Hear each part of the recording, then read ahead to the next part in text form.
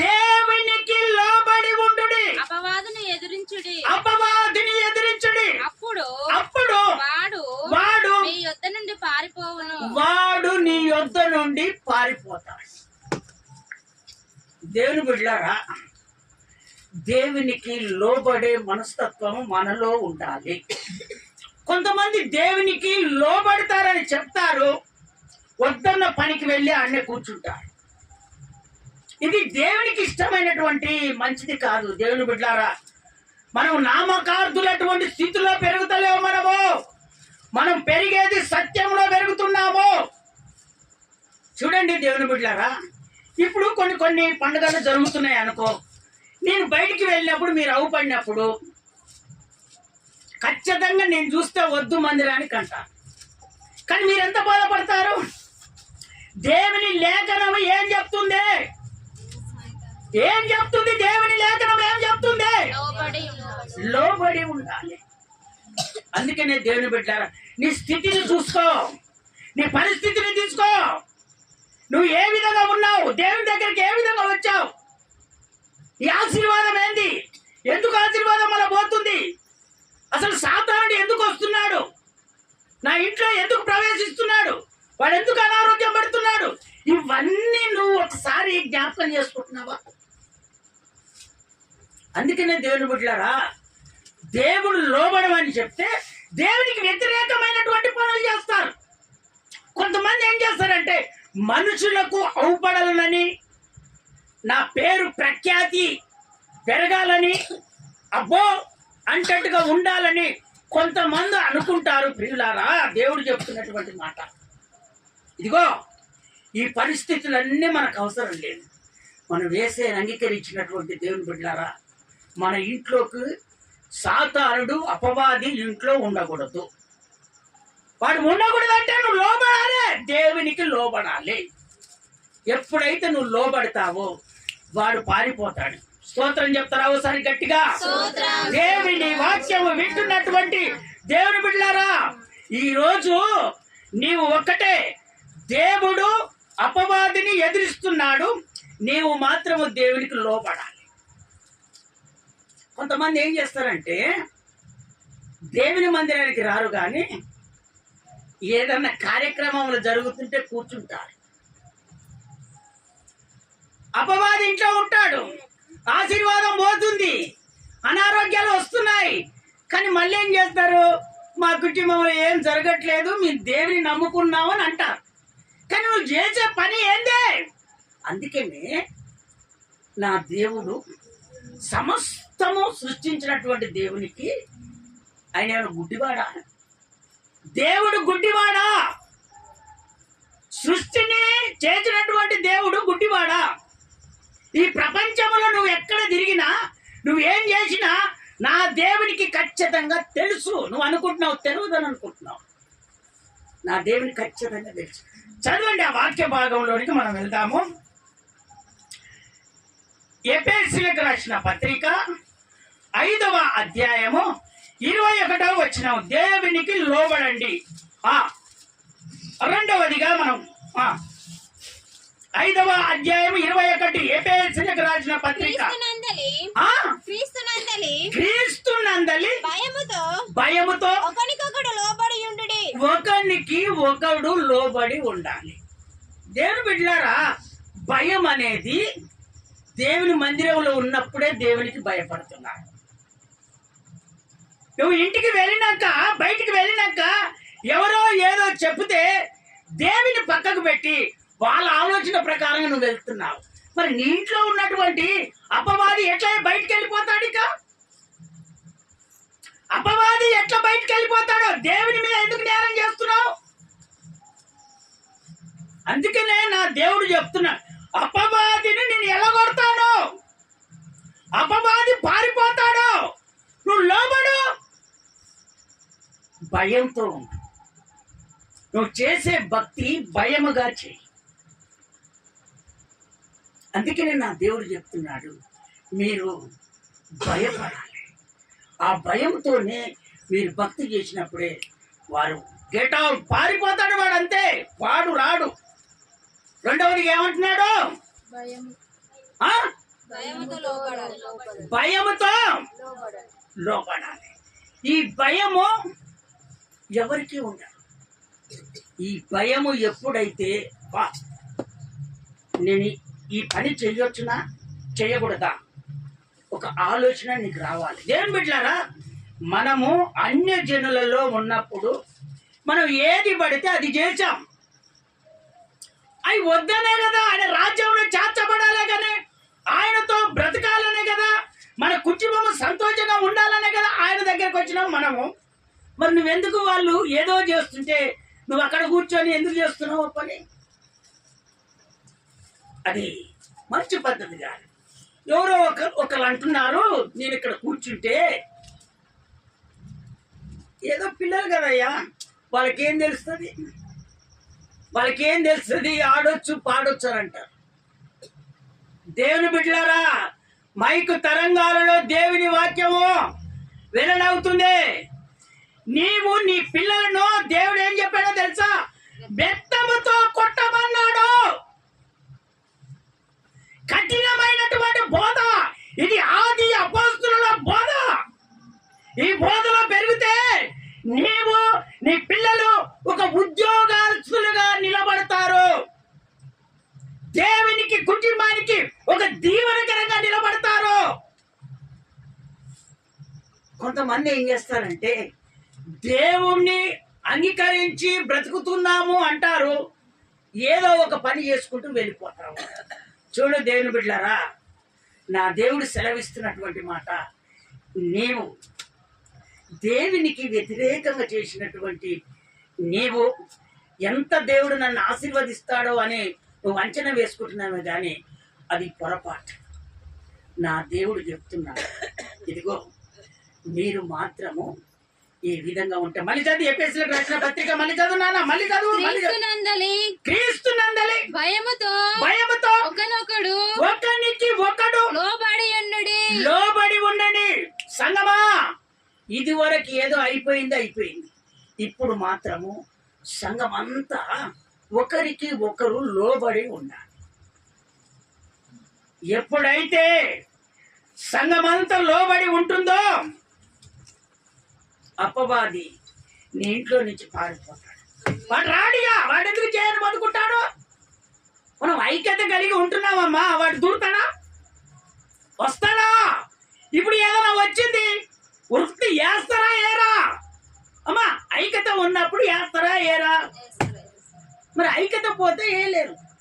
అందుకనే నా దేవుడు చెప్తున్నటువంటి ఒకరికి ఒకరు లోబడి ఉండు. వాళ్ళు పోయి చూస్తున్నారు కదయ్యా, మేము పోయి చూస్తాము, మేము కూడా ఆడుతాము అనే మాట తల్లులారా, ఈ పని మంచిది కాదు. మనం ఎల్లప్పుడూ దేవునితో బ్రతుకుతున్నటువంటి మనము దేవునికి కీడు చేయటం మంచిది కాదు, దేవునికి అపనింద పెట్టడం మంచిది కాదు. నీవు ఈరోజు చెప్తున్న ఒకరికి వాళ్ళు మీరు లోబడండి, సాతానుడు మీ ఇంట్లోకి వెళ్ళి పారిపోతాడు. అది ఏ అనారోగ్యమైనా కానీ, ఏ సమస్య చేత దేవుడి సన్నిధికి వచ్చినావో దేవుడి బిడ్డలారా, నా దేవుడు సెలవిస్తున్నాడు, నీవు కూడా వాక్యానుసారంగా నువ్వు జీవిస్తున్నట్టయితే అది ఏ సమస్య అయినా తీరుతుంది. ఒక్కసారి చేతులైతే ఆడవాళ్ళు చెప్తారా? ఇంకొకసారి గట్టిగా చెప్తారా? చదవండి దేవుని వాక్యంలోనికి మనం వెళ్తాం. హెబ్రీయులకు రాసిన పత్రిక 4వ అధ్యాయము 13వ వచనం. మరియు ఆయన దృష్టికి కనబడని సృష్టము ఏది లేదు. మనం ఎవరికి లెక్క ఒప్పచెప్ప వలసి ఉన్నదో ఆ దేవుని కనులకు సమస్తమును మరుగులేక తేటగా ఉన్నది. నేను మాట్లాడాను, దేవుడు చెప్తున్నాడు. మనల్ని సృష్టించినటువంటి దేవుడు, ఆయన రక్తం చేత కరగబడినటువంటి మనము ఈ సృష్టి మొత్తాన్ని చేసినటువంటి దేవుడు నువ్వు ఏది చేసేది ఆయనకు తెలుస్తుందా తెలవదా? మరి తెలిసినటువంటి నీవు ఎందుకు పోయి అక్కడ కూర్చుంటున్నావు? అసలు తగునాది ఏం కదయ్యా, ఇంట్లో కూర్చో టైం పాస్. ఏం టైం పాస్? అది మంచి పద్ధతి కాదు. దేవునికి వ్యతిరేకమైనటువంటి పనులు చేసి సాధారణ ఇంట్లోకి వెళ్ళి బయటికి వెళ్ళాలంటే ఎట్లా పోతున్నాడు? పోతున్నాడు వాడు. దేవుని బిడ్డలారా, సృష్టించినటువంటి దేవుడు నువ్వేం చేసేది ఆయనకు తెలిసే. నీ ఆలోచన ఏందో ఆయనకు తెలుసు. నువ్వు ఏ కార్యం కావాలని ఆశపడుతున్నావో ఆయనకు తెలుసు. నువ్వు ఏ బాధతో వచ్చావో ఆయనకు తెలుసు. నీవు ఇంకా ఏం చేయబోతున్నావో తెలుసు. నువ్వు ఏం అడగాలన్నదో తెలుసు. సమస్తం ఆయనకు తెలుసు. ఆయన మరుగైనది ఏది లేదు. సమస్తం ఆయనకు తెలిసే కనుక నువ్వు లోబడి ఎప్పుడైతే నువ్వు ఉంటావో ఖచ్చితంగా రీబా కళ ధీర బర మీ సమస్యలన్నీ నా దేవుడు ఖచ్చితంగా చేస్తాడు, తీరుస్తాడు. అంతే. అందుకనే దేవుని బిడ్డలారా, ఏదో ఒకరు పోయి దేవుని మందిరానికి నమ్ముకున్నారు కదా, వాళ్ళు ఎగురుతున్నారు కదా, మేము కూడా ఎగురుతాం. అది కుదరదు. ఇది పెంతుకోస్తు అనుభవము, అపోస్తుల బోధ. ఈ బోధలో నిలబడినటువంటి వాళ్ళు ఖచ్చితంగా ప్రభు రాకడికి సిద్ధపడి ఆయనను ఎదుర్కొనే వారిగా నిలబడాలి. నీకు పని లేదు అక్కడ, వాటితో మనకు అసలు పని లేదు. నీ భర్త చెప్పొచ్చు, అమ్మా వాళ్ళు పోయి కూర్చుంటారు, నువ్వు కూడా వెళ్ళిపో అని అంటాడు. లేదా నీ భార్య అంటది నిన్ను, కాస్త అట్లా పోయి తిరిగి రాపో. అది మనకు అవసరమో లేదు. ఎందుకు లేదంటే వదిలిపెట్టే దేవుని దగ్గరికి వచ్చాము, మళ్ళీ ఎందుకు వెళ్తున్నావు? ఎంత కోపం వస్తుంది దేవునికి.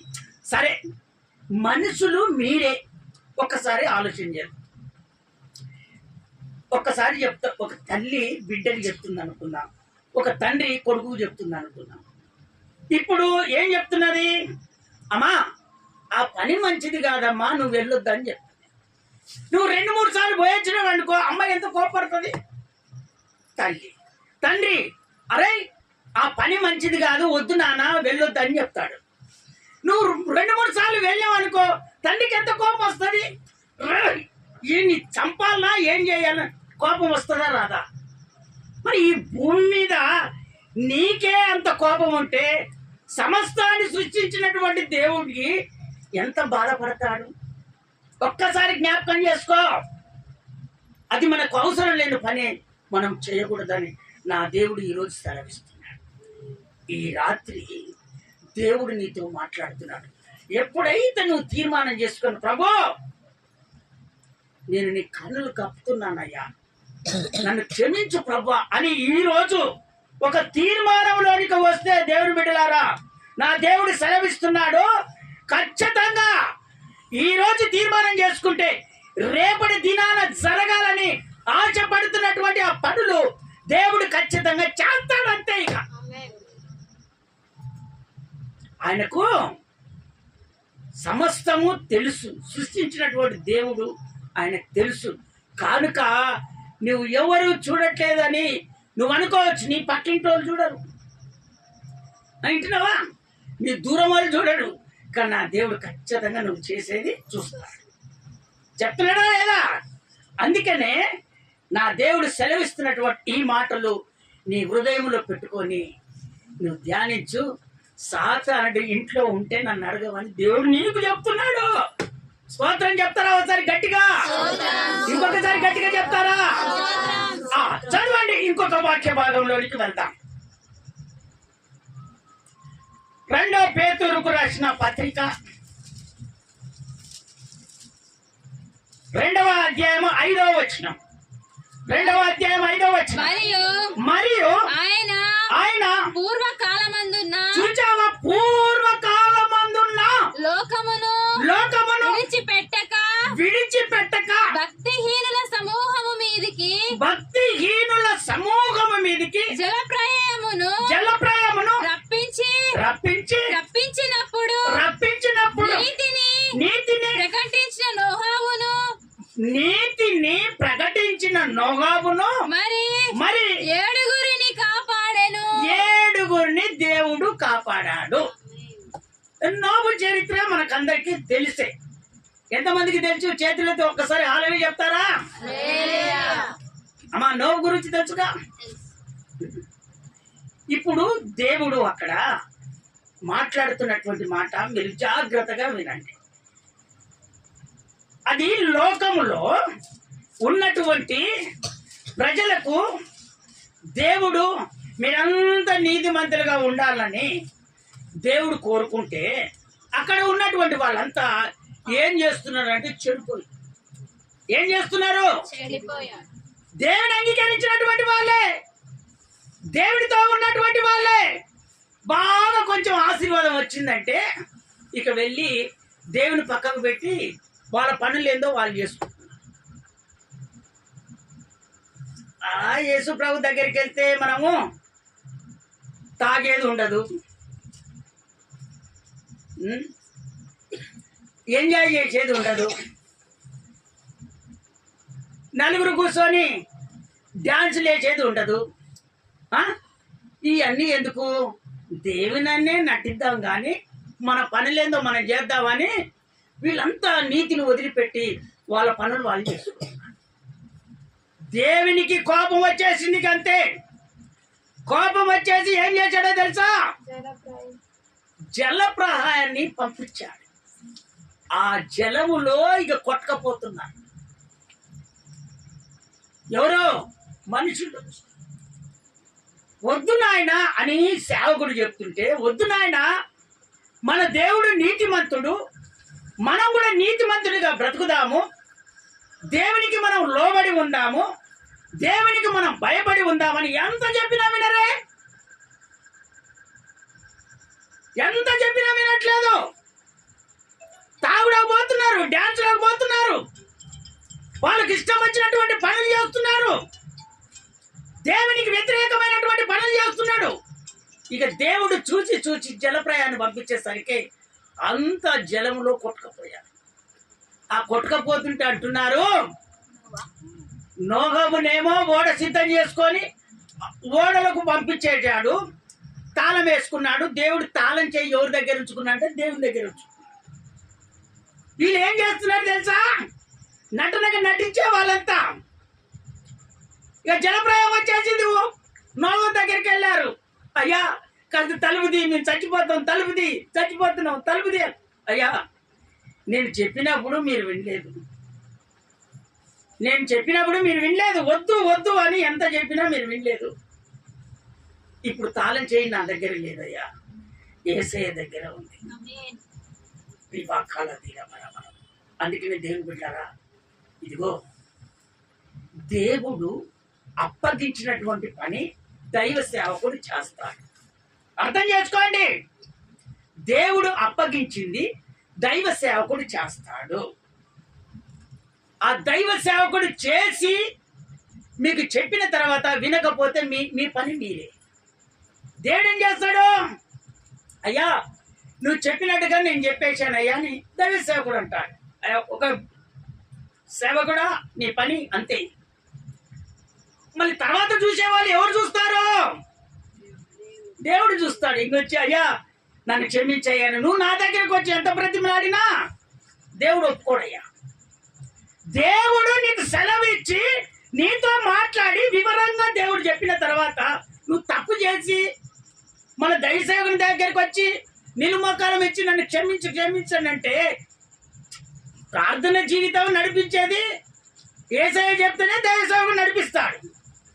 మిమ్మల్ని అంతగానో చూశాడే కానీ వినలేదే, దేవుడు చెప్పిన మాట వినలేదే. అప్పుడు వచ్చి అయ్యా తలుపు తీయమంటే లేదు, తాళం చేయి దేని దగ్గర, అంత కొట్టుకొని వెళ్ళిపోయాడు. కానీ ఆయనతో పాటు 7గురిని దేవుడు రక్షించుకున్నాడు. స్తోత్రం చెప్తారా? ఒకసారి గట్టిగా, ఇంకొకసారి గట్టిగా చెప్తారా? అందుకనే దేవుని బిడ్డలారా, నీతిని వదిలిపెట్టి వెళ్ళేవారు వెళ్ళిపోయారు. అపోస్తలుల బోధలో నిలబడినటువంటి వాళ్ళు వెళ్ళిపోయిన వాడు వెళ్ళిపోయారు. ఇప్పుడు మీ అందరిని దేవుడు స్థిరపరచుకున్నాడు. ఎందుకంటే ఆయన రాజ్యం రాజ్యములో చేర్చబడాలని ఆ ఓడ మీకు సిద్ధపరిచి దేవుడు మిమ్మల్ని కాపాడుకున్నాడు. కాపాడుకున్నటువంటి నీవు ఒకవేళ దేవునికి వ్యతిరేకంగా చేస్తే దేవుడు ఊకుంటాడా? సెలవించండి ఒకసారి అమ్మా, దేవుడు ఊరుకుంటాడా? అందుకనే దేవుని బిడ్డలారా, మీరు ఈ సత్యంలో నిలబడుతున్నటువంటి మీరు మీ ఇంట్లోకి వెళ్ళి అపవాది వెళ్ళిపోవాలంటే మీరేం చేయాలి? దేవునికి లోబడి ఉండాలి. లోబడి ఉండాలి. ఒక్కసారి స్తోత్రాలు చెప్తారా గట్టిగా? ఇంకోటి ఏం కావాలి? భయంతో ఉండాలి. అయితే ఈ విధంగా ఎప్పుడైతే నువ్వు ఉంటావో అపవాది నీలో నుంచి వెళ్ళిపోతాడు. వాళ్ళు నోహపు ఆ విధంగా ఉన్నాడు కాబట్టి అపవాది ఏమీ చేయలేకపోయాడు. వీళ్ళు తాగడానికి గుంజినా పోలే, వాళ్ళు ఎన్ని పెట్టినా కూడా వెళ్ళలే. అయ్యా, నేను నీతిమంతుడైనటువంటి యేసయ్యను నమ్ముకున్నాను, నేను చేసే భక్తి నీతి, నేను పెరిగేది నీతిలో, నామకార్థన స్థితిలో నేను పెరగట్లేదు, నేను నీతిలో పెరుగుతున్నట్టుగా చావైనా బ్రతకైనా దేవుని కొరానికి అని నిలబడ్డాడు. వెంటనే దేవుడు సంతోషపడి ఆయన దగ్గరికి వచ్చి, అయ్యా ఈ పరిస్థితులన్నీ తారుమారైపోతాయి, నోబో నీ పిల్లలని కోడళ్ళు తీసుకొని నువ్వు ఓడగట్టుకొని సిద్ధపరచు, నేను ప్రచండ వర్షాన్ని కుమ్మరిస్తాను, ఇగో అంత కొట్టుకపోతారని చెప్పేశాడు. వెంటనే దేవుడు చెప్పాడు, ఆ పని చేశాడు, వీళ్ళని బ్రతికించాడు. అందుకని దేవుడు పెట్టారు, మిమ్మల్ని అందరినీ బ్రతికించినటువంటి దేవుడు. ఒకవేళ నువ్వు పొరపాటు చేసుకుంటున్నావేమో, చెవులలో చెప్పి కొమ్ములు బట్టి గుంజి నెట్టేస్తారు, జాగ్రత్త, దగ్గరికి వచ్చేసిందే, వినండి, అర్థమవుతుందా? అట్లా నిలబడితే మిమ్మల్ని నెట్టేస్తారు, మీకే ఏదో పూస్తారు. దేవుని బిడ్డలారా, నా దేవుడు సెలవిస్తున్నాడు, ఈ పనులు నీకు అవసరం లేదు. నువ్వు వచ్చి వాక్యం విన్నావు, వాళ్ళు గుంజినవి అంటే నీకు అవసరం లేదు, దేవుడు వినడు. ఇక అమ్మా, చెప్పిన దేవుడు మనం వింటాడా? ఏం చెప్తున్నాడు? అందుకనే ఈ పనులన్నీ మర్చిపోవాలి. ఒకవేళ నీకు తెలియకుండా ఎవరైనా చేశాడంటే నేను చూడను, మీరు చూడరు, దేవుడు చూస్తున్నా చూడట్లేదా? ఎప్పుడో కొంకులు ఏం చేస్తాడు? నీ బ్రతికి ఇంతే అని దేవుడు ఏం చేస్తాడు? కొట్టేస్తాడు. అప్పుడు అమ్మా అన్న రాదు, అయ్యా అన్న రాదు. ఓడ సిద్ధపరిచాడా? తాళం వేసుకున్నాడా? దేవుడు పోయాడు. నువ్వు అప్పుడు ఎక్కడికి పోతావు? నువ్వు ఎంత బదిలాడినా. ఒక్కసారి చేతులెత్తి హల్లెలూయా చెప్తారా? అందుకనే దేవుని బిడ్డలారా, మీ ప్రయాణము నీతిలో కొనసాగాలని నా దేవుడు కోరుకుంటున్నాడు. స్తోత్రం చెప్తారా ఒకసారి గట్టిగా? ఇంకొక మాట చదువుతారా? ఈ మాట చదువుతారా? ఎఫెసీయులకు రాసిన పత్రిక, ఎఫెసీయులకు రాసిన పత్రిక 6వ అధ్యాయము 11వ వచనం. 6వ అధ్యాయం 11వ వచనం. మీరు అపవాది తంత్రములను ఎదిరించుటకు శక్తిమంతులు అగునట్టు దేవుడిచ్చు సర్వాంగ కవచమును ధరించుకొనుడి. మళ్ళీ రిపీట్ చేయి. మీరు అపవాదిని తంత్రములను ఎదిరించుటకు శక్తిమంతులు అగునట్టు దేవుడిచ్చు సర్వాంగ కవచమును ధరించుకొనుడి. అదే 14వ వచనం చదువు. ఎలా అనగా మీ నడుమునకు సత్యమును కట్టుకొని, మీరు సత్యం అనే నడుముకు కట్టుకొని నీతి అను మారు మనసు తోడుకొనురి. నీతి అను మైమరుపు తొడుగుకోనండి. పాదములకు సమాధానపు సువార్తములైనను సిద్ధ మనసును జోడు తొడుకొని నిలబడుడి. ఇవన్నీ గాక విశ్వాసమును డాలు పట్టుకొనుడి. దానితో మీరు దుష్టుని అగ్ని బాణములన్నిటి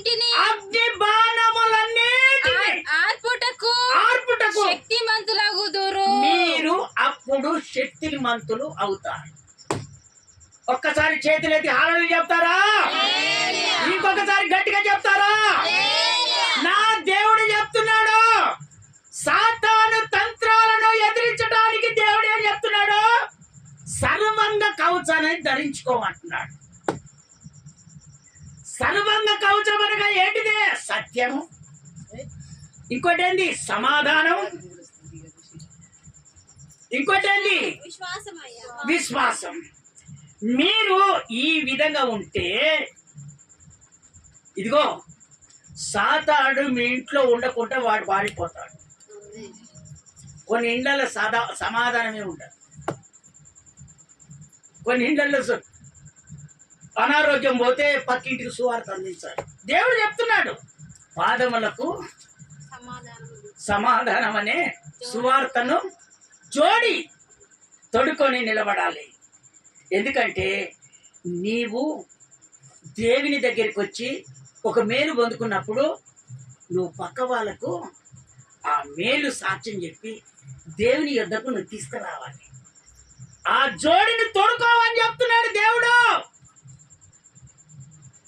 సత్యమనే నడుమును కట్టుకోండి. మళ్ళీ ఏమంటున్నాడు? నీతి అనే మైమర్పును తొడుకోవని అంటున్నాడు. ఇంకేమంటున్నాడు? విశ్వాసం అనే డాళ్ళు పట్టుకోమంటున్నాడు. అప్పుడు సాతానుడు అప్పుడు సాతానుడు ఎన్ని అగ్ని బాణాలేసి నీ ఇల్లు కూల్చాలని, నీకు అనారోగ్యం పెట్టాలని వాడు ఎంత చేసినా గాని వాడు పారిపోతాడు. వాడు ఎన్ని చేయని, ఎన్ని ఆ విధాలుగా నిన్ను ఆటంకపరచాలని, నీ సమస్య తీరకుండా చేయాలని, నీ ఆలోచనలు సఫలపరచకుండా చేయాలని, నువ్వు ఆశీర్వదించబడతా ఉంటే ఆశీర్వాదాన్ని పోగొట్టాలని, నీ అనారోగ్యం పోతా ఉంటే మళ్ళీ రావాలని వాడు దుష్టుడు నిన్ను అనేకమైనటువంటి నీ కుటుంబాన్ని చెడగొడుతున్నాడేమో.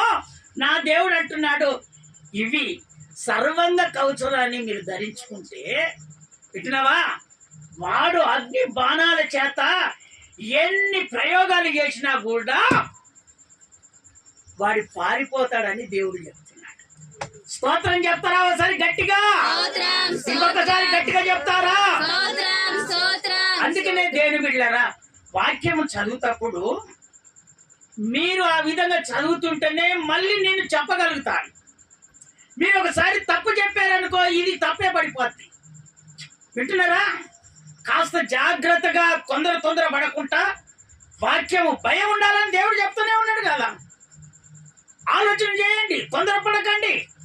ఆ విధంగా మీరు నడుచుకుంటూ పోతే దేవుని దగ్గర ఖచ్చితంగా మేలు పొందుకుంటారు.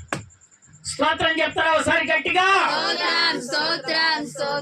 దైవ సేవకుని ద్వారానే లోబడుకుంటట్టుగా వాడు గాలిడివాడు సాతానుడు ఆ ప్రకారంగా కూడా చేస్తాడంట. చదవండి, ఆ మాటలోనికి మనం వెళ్దాం. ఈ మాట చెప్పి నేను ముగించబోతున్నాను. అపోస్తుల కార్యము 13వ అధ్యాయము 8వ వచనము. అయితే ఏలోమా ఆ అధిపతిని విశ్వాసము నుండి తొలగింపవలెనని యాత్రము చేసి ఏం చేశాడమ్మా? యత్నము చేసి మళ్ళీ రిపీట్ చేయి. అయితే ఏలుమా ఆ అధిపతిని విశ్వాసము నుండి తొలగింపవలెనని యత్నము చేసి వారిని ఎదిరించెను. ఏలుమా అను పేరునకు గారడివాడని అర్థము. అది అట్లే పెట్టుకొని ఉండు. చేతులెత్తి స్తోత్రాలు చెప్తారా గట్టిగా? ఈ గారడివాడు ఇంకో బరు యేసు అని వీళ్ళిద్దరు దేవుని అంగీకరించిన వాళ్ళే. స్తోత్రం చెప్పండి ఒకసారి గట్టిగా. వీరు కూడా యూదులే. ఈ యూదులు ఏం చేస్తున్నారంటే ఇప్పుడు పౌలును బర్నబా ఆ ప్రాంతానికి వచ్చి సువార్త ప్రకటిస్తున్నారు. ఏం ప్రకటిస్తున్నారు? సువార్త ప్రకటిస్తున్నారు. దేవుని వాక్యము ఉన్నది ఉన్నట్టుగానే చెప్పి అక్కడ ఉన్నటువంటి వాళ్ళందరినీ ఆత్మీయంగా బలపరచడానికి వాళ్ళు వాక్యము ద్వారా సత్యాన్ని నడిపిస్తున్నప్పుడు వీళ్ళేం చేస్తున్నారంటే వాళ్ళని పిలిపించారు. ఈ వాక్యము వినాలని ఎవరిని? పౌలును బర్నబాను పిలిపించాడు వాక్యము వినాలని. వాళ్ళు ఏం చేస్తున్నారో తెలుసా? వీళ్ళిద్దరిని లోపరుచుకోవాలనేమో వాళ్ళు ప్రయత్నం చేస్తున్నారు. ఎవరు? గారడి విద్య కలిగిన వాడు ఏం చేస్తాడంటే, మాంత్రికుడు ఏం చేస్తాడంటే నీలో ఉన్నవన్నీ వాడు తెలుసుకొని నిన్ను ఏదో ఒక రకంగా లోపరచేటట్టుగా వాడు చేసుకుంటాడు. చేతులెత్తి స్తోత్రాలు చెప్తారా ఒకసారి గట్టిగా? ఇంకొకసారి గట్టిగా చెప్తారా? అందుకనే దేవుని బిడ్డలారా, సత్యములో ఉన్నటువంటి వాళ్ళు అయితేనేమో ప్రార్థన చేసినప్పుడు గారడి విద్యే కాదు, వాడు ఏ తంత్రం యంత్రం ఏది చేసినా కూడా యేసయ్య నామములో అది పారిపోద్ది. అదే నామకార్థంగా ఉన్నామనుకో, వాడు కట్టు గడితే, వాడు అంచనా వేస్తే ఆ నుంచి నువ్వు లేవలేవు, నీ నోరు పడిపోయేటట్టుగా గారడి విద్యగాడు చేస్తాడు. మాంత్రికుడు ఆ విధంగా చేస్తాడు. చేతులెత్తి స్తోత్రాలు చెప్తారా గట్టిగా? అయితే వాళ్ళు ఏం చేస్తున్నారంటే ఇక్కడ వీళ్ళను కూడా అదే మాదిరిగా లోపరుచుకోవాలని వాళ్ళు పిలిపించుకొని దేవుని వాక్యం వింటున్నారు. ఆ నుంచి కిందికి చదువుక అందుకు పౌలు అనబడిన సౌలు పరిశుద్ధాత్మతో నిండిన వాడై అతనిని తేరచూసి సమస్త కపటముతోను సమస్త దుర్మార్గముతోను నిండిన వాడా అపవాది కుమారుడా సమస్త నీతికి విరోధి నీవు ప్రభు యొక్క చిన్నని మార్గములు చెడగొట్టుట నువ్వు ఇక మానవా? నువ్వు ఎంతకాలం ఈ విధంగా ఉంటావు? నువ్వు ఈ విధంగా నువ్వు చేస్తూనే ఉంటావా? ఇంకనైనా నీకు బుద్ధి రాదా అని పౌలు ఆత్మచేత నింపబడి దేవుడు చెబుతున్నటువంటి మాటలన్నీ అక్కడ ప్రకటించడం మొదలు పెట్టాడు. ఆయన కాదు, పరిశుద్ధాత్ముడు పౌల్లోనికి వచ్చేసి ఒక్కొక్క మాట వివరించి చెప్తా ఉన్నాడు. ఇంక ఎంతగానో నాశనం చేస్తావు, ఎంతగానో చెడగొడతావు. ఆత్మీయంగా వెదిగే వాళ్ళను, నీతిగా బ్రతికే వాళ్ళను, దేవుడంటే లోబడే వాళ్ళను, దేవుడితో బ్రతికే వాళ్ళను, సంసారాన్ని హెచ్చించుకునే వాళ్ళను నువ్వు ఎందుకు ఇంకా ఇంకా వీళ్ళ మీద కక్ష పట్టి ఇంకా ఎంతగానో నువ్వు నాశనం చేస్తావు అని దేవుడు పౌలు ద్వారా అక్కడ మాట్లాడుతున్నాడు. అని చదువునానా? ఇదిగో ప్రభువు తన చెయ్యి నీ మీద. ఒకవేళ ఇనకుండా ఉంటే నా దేవుడు చెప్తున్నాడు, ఆయన చెయ్యి నీ మీద ఎత్తి ఉన్నాడు. నీవు కొంతకాలము గుడ్డివాడవై సూర్యుని చూడకుందువని చెప్పాడు అన్నాడు. అట్లే పెట్టుకున్నాం. చూసినావా దేవుని బిడ్డలారా? దేవుడు హెచ్చరిస్తున్నాడు. కొంతమంది అద్భుతాలు లేవంటారు, కొంతమంది ఏం చేస్తారు, దర్శనాలు లేవంటారు, కొంతమంది ఏదేదో చెప్తా ఉంటారు. మనం మాత్రము లేఖనములో ఉన్నట్టుగా మనం బోధిస్తున్నాం. చేతులెత్తి ఒకసారి స్తోత్రాలు చెప్తారా గట్టిగా? ఒకవేళ నువ్వు ఈ నుంచి నువ్వు వినకపోతే, ఓ గారడి విద్య, ఓ మంత్రం చేసేవాడా, నా దేవుడు ఈ రోజు సెలవిస్తున్నాడు. దేవుని నమ్ముకున్నటువంటి కుటుంబాలను మీరు పాడు చేస్తున్నారేమో, అనారోగ్యాలు పెడుతున్నారేమో, కాలు చేతులు పైపడ్డట్టుగా చేస్తున్నారేమో, అనేకమైన ఇబ్బందులు పెడుతున్నారేమో. ఒకవేళ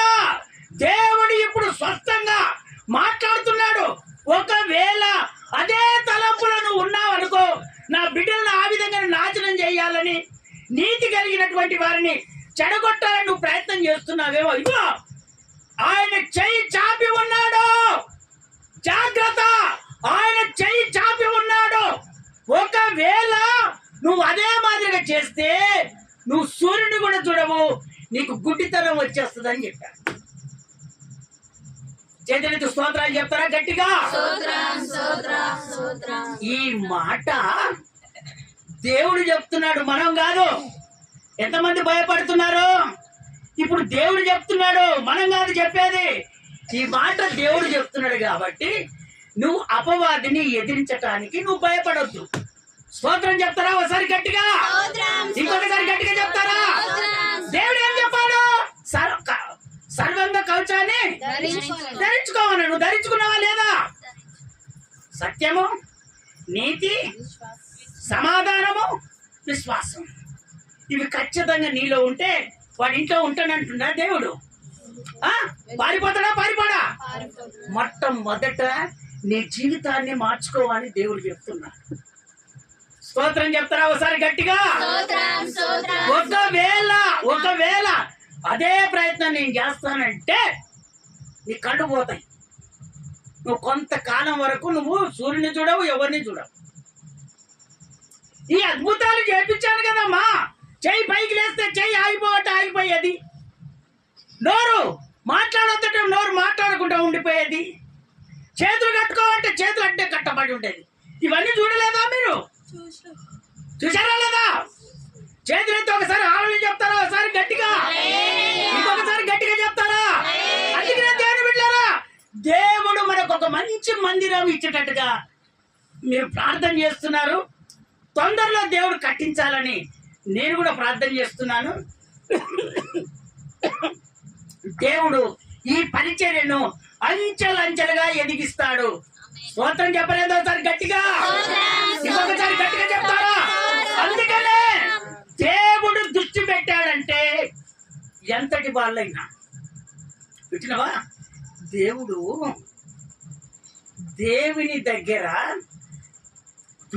దేవుని దూతలే యేసేకు పొద్దుగారు లేచి స్తుతి స్తోత్రాలు చెప్పుతున్నటువంటి దూతలని వదిలిపెట్టలేదు. పాపం చేస్తే, తప్పు చేస్తే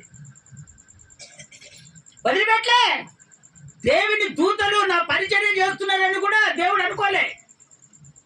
వెంటనే దొక్కితే ఆత్మ ఎక్కడికి పోయిందో తెలుసా? బీలాములోనికి వెళ్ళిపోయింది. స్తోత్రం చెప్తారా ఒకసారి గట్టిగా, ఇంకొకసారి గట్టిగా చెప్తారా? అందుకనే ఆత్మ ఏం చేస్తుందంటే డబ్బు మీద పడి ఉంటుంది.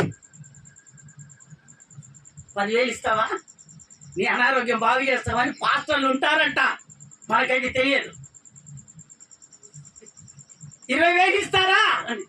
వాళ్ళకు బీలాము ఆత్మ పోద్ది. వాళ్ళ మీదకి ఏ ఆత్మ పోద్ది? బిలాము దేవుని ఆత్మ కాదు. దేవుడే అక్కడ తొక్కితే బిలాము మీదకి వచ్చేసి పొద్దున్న పని చేయటం మొదలు పెడుతున్నాడు ఆయన. అందుకనే దేవుడు అన్ని చేసిన తర్వాత చాప్టర్ క్లోజ్ అన్నాడు, అంతే ఇక కథ. అందుకనే దేవుని బిడ్డలారా, ఇలాంటివన్నీ జరుగుతూ ఉంటాయి. నువ్వు సత్యంలో నిలబడినప్పుడు ఆ సత్యాన్ని నువ్వు గురి పెట్టుకోవాలి, అంతే తప్ప నీవు ఎక్స్ట్రా పని చేస్తే దేవుని సన్నిధిలో ఈ అపోస్తుల బోధలు పెరుగుతున్నటువంటి నీవు బయటపడితే మళ్ళీ రావాలంటే కష్టం. స్తోత్రం చెప్తారా ఒకసారి గట్టిగా? వింటున్నావా? దేవుని దూతను కూడా వదిలిపెట్టాడు దేవుడు, ఆ విధంగా చేసేస్తాడు. అక్కడ అదే చెప్తున్నాడు. ఒకవేళ ఎగస్ట్రా మళ్ళీ చేస్తావో, దేవుని మాటలు విని మళ్ళీ చేస్తావో, ఇదిగో ఖచ్చితంగా నీ కళ్ళు పోతాయి అని చెప్పాడు. వెంటనే అని చదువునానా? వెంటనే మబ్బును చీకటియు అతని కమ్మెను. అతనిని కమ్మింది గనుక అతడు తిరుగుచు ఎవరైనా చెయ్యి పట్టుకొని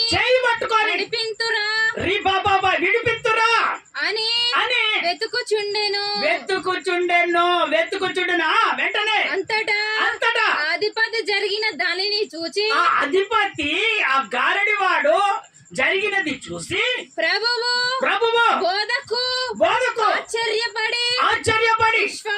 వచ్చెను.